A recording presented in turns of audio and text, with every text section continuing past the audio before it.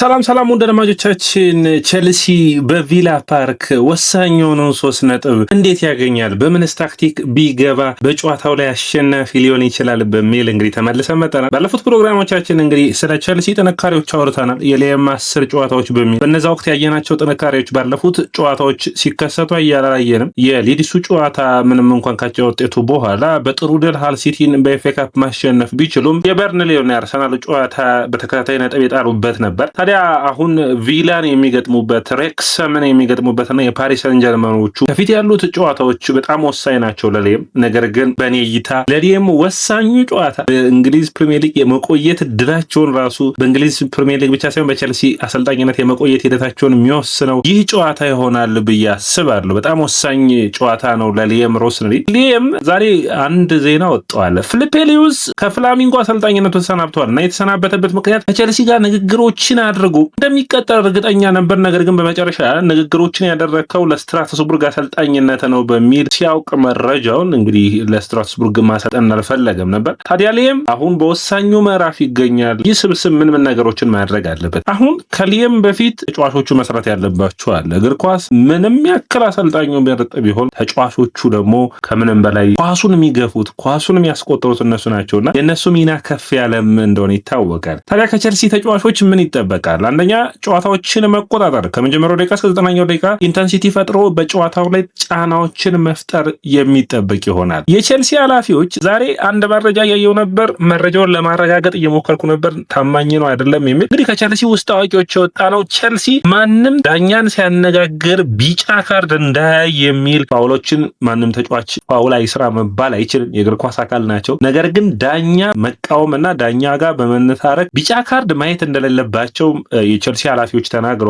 የልክ ውሳኔ ይመስለኛል። በእንግሊዝ ፕሪሚየር ሊግ እንግዲህ ወሳኝ በሆነ ምዕራፍ እንግሊዝ ፕሪሚየር ሊግ ከዚህ በኋላ ቼልሲ ቀይ ካርድ የሚያገኝ ከሆነ ሪካርድ ሆኖ የሚቀመጥ ይሆናል። ጥንቃቄ ያስፈልጋል። የበርንሌው ጨዋታ ላይ የዌስሊ ፎፋና 2 ሬክለስ ወይም ደግሞ ኃላፊነት የጎደላቸው ታክሎችን ሰርቷል። ጃኦ ፔድሮ ማርቲኔሊን 40 ጊዜ ቢተው ማርቲኔሊ ምንም የተለየ ነገር የመፍጠር እድሉ ጠባብ ሆኖ ባለበት ጊዜ ይህ ተጫዋች ቢያልፈው ምንም ነገር የማያመጣውን ቢጫ ካርዱን ማየቱን እያወቀ እንዴት እንደዚህ አይነት ቢጫ ካርድ እንደሰራ ለዳኛው ካርድ ስጠኝ የሚያስብል አይነት ድል ነበር የፈጠረው። ስለዚህ ቼልሲ በ11 ተጫዋቾች ምንም ጨዋታን የመጨረስ ግዴታ ውስጥ አለበት፣ እዛ የሚሰለፉ ተጫዋቾች። ሶስተኛው ነጥብ ግን ሊየም ምን ሊሰራ ይችላል፣ ምን አይነት ታክቲኮችን ይጠቀማል የሚለው እናወራለን።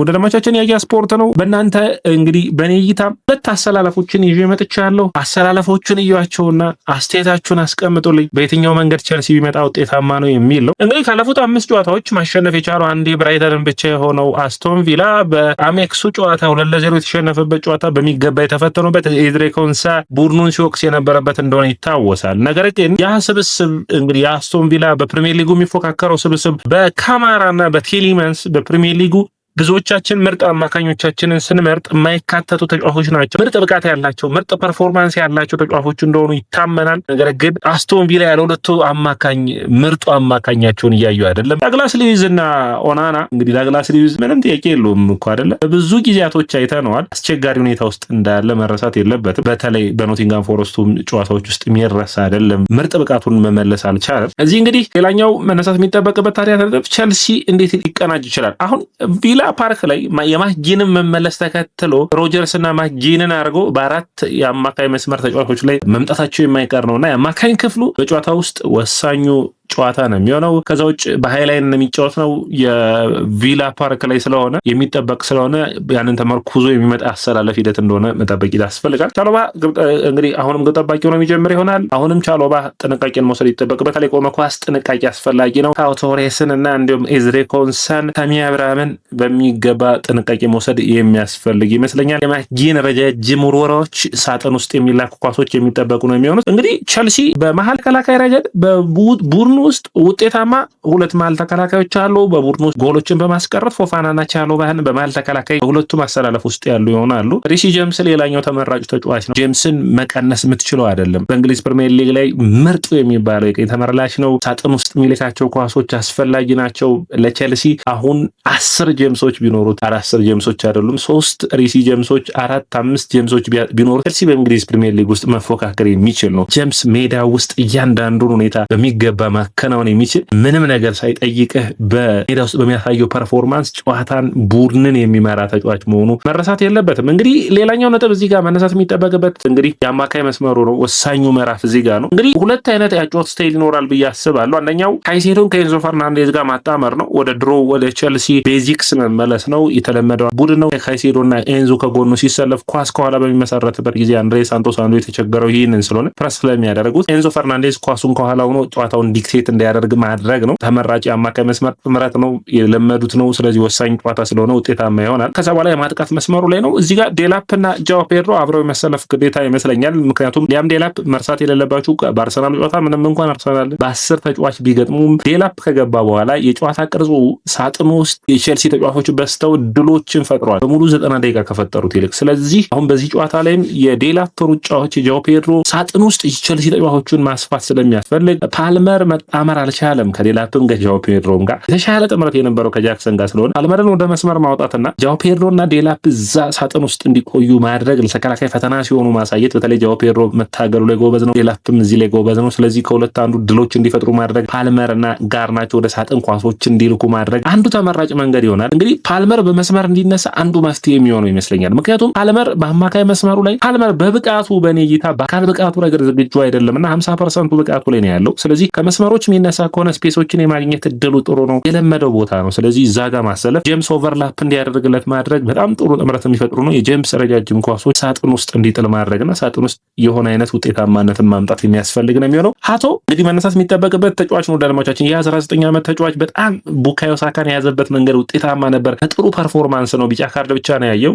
ይህንን የሚጠቅሙ ይሆናል ብዬ አስባለሁ። አሊያን ጋርናቾ በዚህኛው አሰላለፍ ውስጥ ለምን ተጠቀምከው ብላችሁ ጥያቄ ካነሳችሁልኝ ጋርናቾ በሃይላይን የሚጫወት ቡድን ይመቸዋል። አጋ ብሎ ስለሚጫወት ስፔሶችን ከጀርባ ያገኛል። ስፔሶችን በሚገባ ኤክስፕሎት ማድረግ በሚገባ ማጥቃት የሚችለው ቦታ ላይ ስለሚሆን ያንን ሁኔታ መጠቀም የሚቻል ይመስለኛል። እንግዲህ አንዱ አጫወት ይህ ነው የሚሆነው። ሁለተኛው አጫወት ደግሞ በምናይበት ጊዜ ሁለተኛው አማራጭ ሆኖ ሊመጣ የሚችለው ቆረጥ ያለ ወሳኝ ጨዋታ ነውና ጠንካራ የሆነ አሰላለፍ ማሰለፍ ነው። ሳንቼዝ አሁንም ግብ ጠባቂ ሆኖ ይጀምራል። ጄምስ ቻሎባ ፎፋና አይነኩም። በግራ መስመር ላይ ግን ማሎ ጉስቶን መጠቀምና ኮሪደሩ ላይ በጣም እንዲፈነጭ ጥሩ ፐርፎርም እንዲያደርግ መጠቀም። በአማካይ መስመሩ ላይ እንግዲህ አንድሬ ሳንቶስን ወይም ላቪያን ካይሴዶ ጋር ማሰለፍ ነው። በተለይ ላቪያን ካገኘ ቼልሲ ለእንደዚህ አይነት ጨዋታዎች ላይ ላቪያ በአርሰናሉ ጨዋታ ላይ እኮ ደርማቾች ተቀይሮ ገብቶ የሆነ ፓስ አለ ጨዋታው መጠናቀቂያ አካባቢ የምታስታውሱት አርሰናል በቀላሉ ቼልሲን ፕረስ ያደርግ ነበር። ላቪያ ከገባ በኋላ ግን በጣም ተጠግቶት ሁሉ ኳሱን የምትነጥቀው አይነት ተጫዋች አይደለም። በራስ መተማመን በጣም አስገራሚ ነው። ላቪያን ፐርፎርማንስ የላቪያን አስደናቂ ብቃት የሚረሳ አይደለም። ላቪያ ችግሩ